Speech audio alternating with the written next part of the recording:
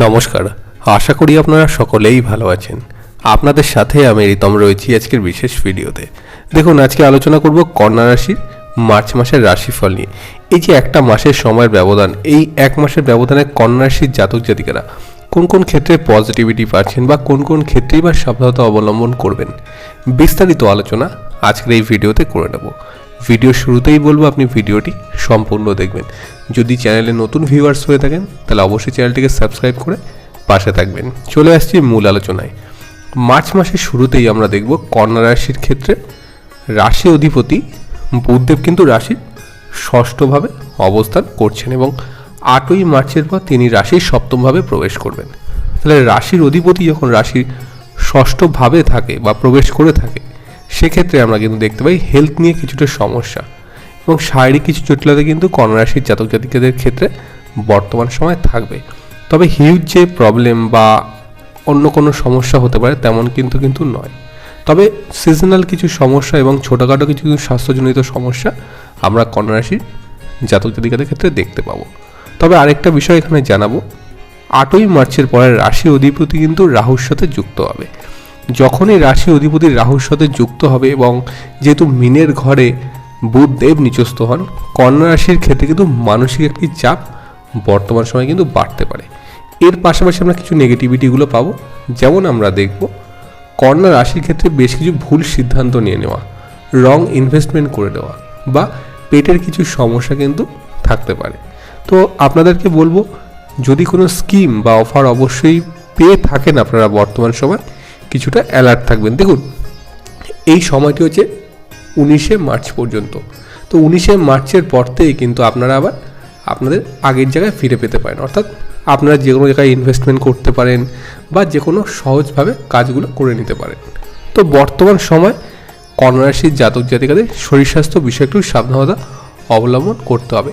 Mental pressure কিন্তু কিছুটা কন্যা রাশির জাতক জাতিকাদের ক্ষেত্রে থাকবে, কারণ বুধ রাহুযুক্ত হচ্ছেন।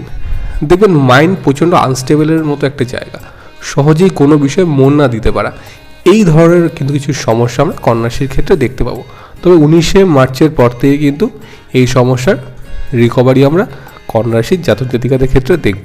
ওভারঅল বলা যেতে পারে কন্যা রাশির জাতক জাতিকাদের ক্ষেত্রে শরীর স্বাস্থ্য কিন্তু মধ্যম থাকছে এবং 19শে মার্চের পর থেকে কিন্তু স্বাস্থ্যের উন্নতি আমরা কন্যা রাশির জাতক জাতিকাদের ক্ষেত্রে দেখতে পাবো। এবার চলে আসবো কন্যা রাশির আর্থিক বিষয়। আমরা দেখেছি কন্যা রাশির অনেক জাতক জাতিকারা যারা রয়েছেন তাদের কিন্তু ফিনান্সিয়াল প্রবলেম।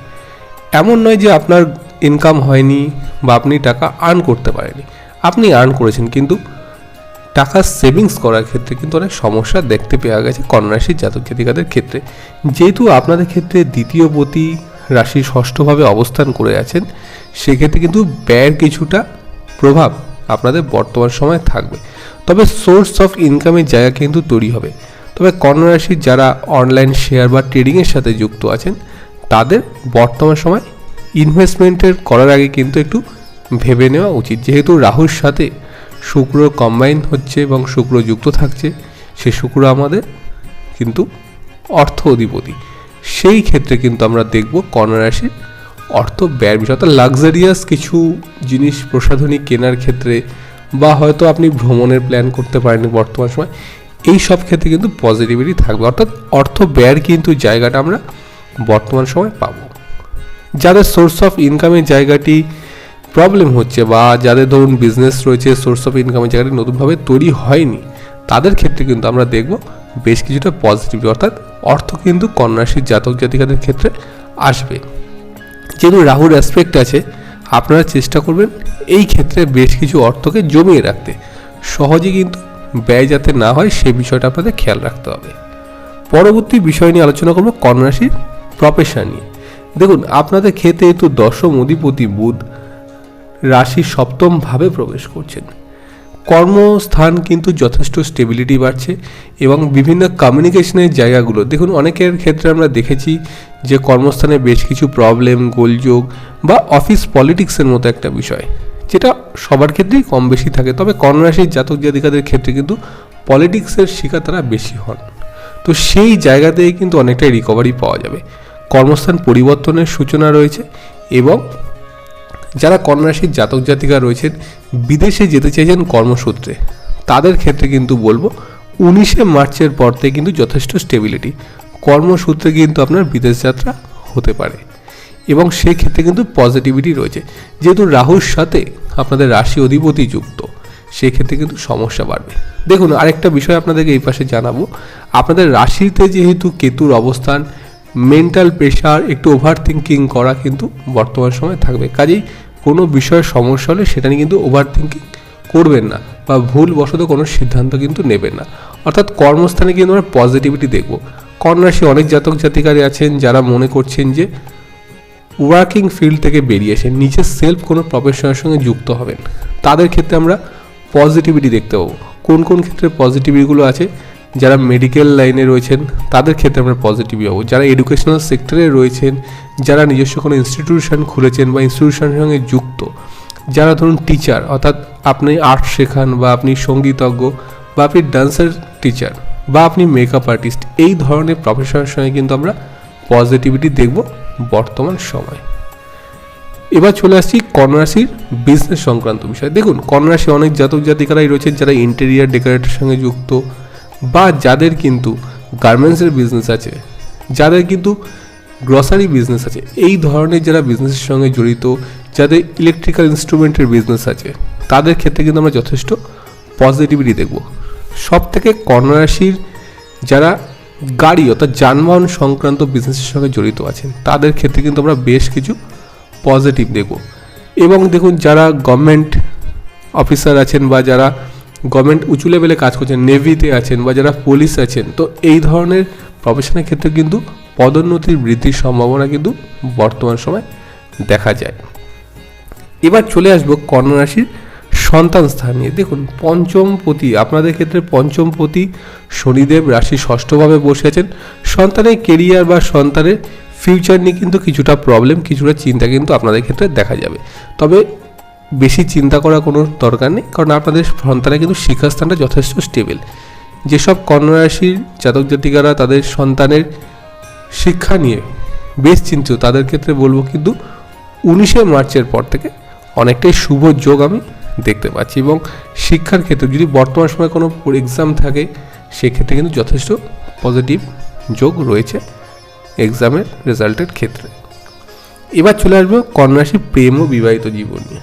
দেখুন, পঞ্চমপতি এতদিন কিন্তু নিচস্থ ছিলেন, সক্ষেত্রেই কন্যা রাশির জাতক জাতিকাদের সম্পর্কের জায়গাটি কিন্তু স্টেবিলিটি কম ছিল।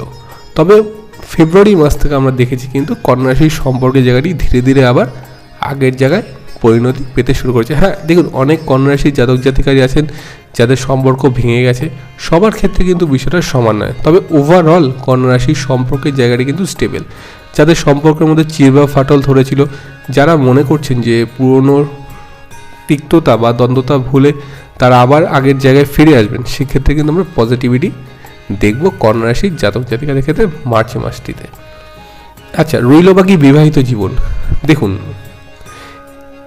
ডিসেম্বর মাসের আগে অর্থাৎ নভেম্বরের পর থেকে অক্টোবর নভেম্বর 2023 এই সময় থেকে কিন্তু কন্যা রাশির যখন রাহু কেতু ট্রানজিট হয়, রাহু কিন্তু আপনাদের রাশির সপ্তমভাবে চলে আসে এবং লগ্ন বা রাশিতে চলে আসে কিন্তু কেতু। তো কন্যা রাশির দাম্পত্য জীবনে কিন্তু বেশ কিছু সমস্যা, আন্ডারস্ট্যান্ডিংয়ের মতো একটা প্রবলেম কিন্তু দেখা যায়।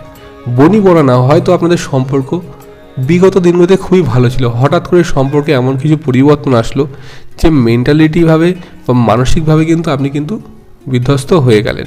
যে এরকম সমস্যা আসতে পারে তেমন কিন্তু নয়। তবে দেখুন, মার্চ মাসে কিছুটা পজিটিভ ভাইব্রেশন কিন্তু আমরা পাবো, কারণ বৃহস্পতির ঘরে রাহু রয়েছে, কিছুটা বৃহস্পতি কিন্তু শুভ ফল আমরা দেখতে পাবো কন্যা রাশির জাতক জাতিকাদের ক্ষেত্রে।